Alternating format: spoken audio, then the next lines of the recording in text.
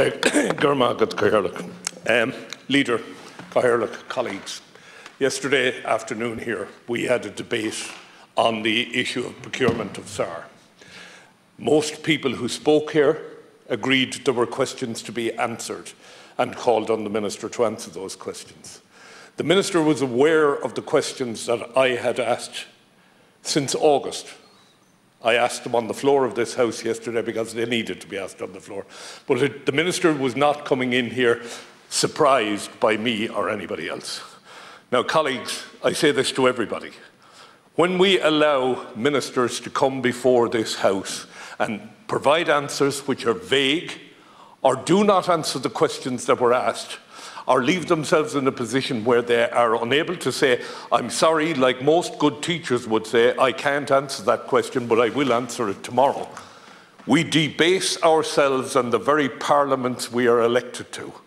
We debase the role of this Oireachtas. We make a nonsense out of democracy. It is no wonder that people look into this House and say, why have we got a Senate in this country at all? I found it deeply, deeply insulting yesterday that I was treated in the way I was treated in this House. And I'm not blaming the Leader, I'm not blaming you, Cathaoirleach, or anybody else indeed. For a minister to come in here with a pre-prepared speech written by bureaucrats who were not present in this House at the time, who assumed they knew what was going to be asked, or wrote a speech that was so vague that it sort of covered everything and nothing at the same time. There is no getting away from the fact that they are planning to do away with the IAA regulation of 12-hour shifts only and move to 24-hour shifts. There is no getting away from the conflict of interest. There's no getting away from any of the questions that were asked. And I will be writing to every member of the Oireachtas and providing transcripts of what happened here yesterday.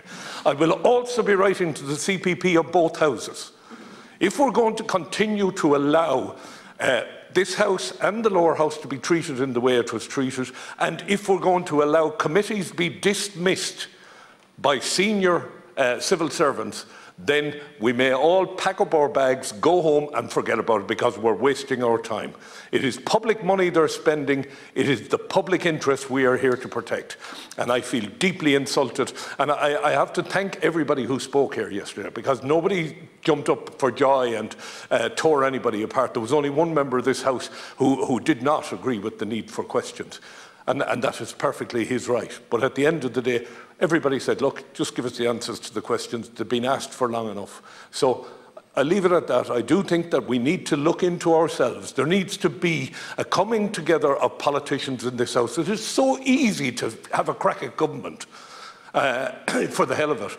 But we are all in this today, and you may be in opposition today, tomorrow you could be in government.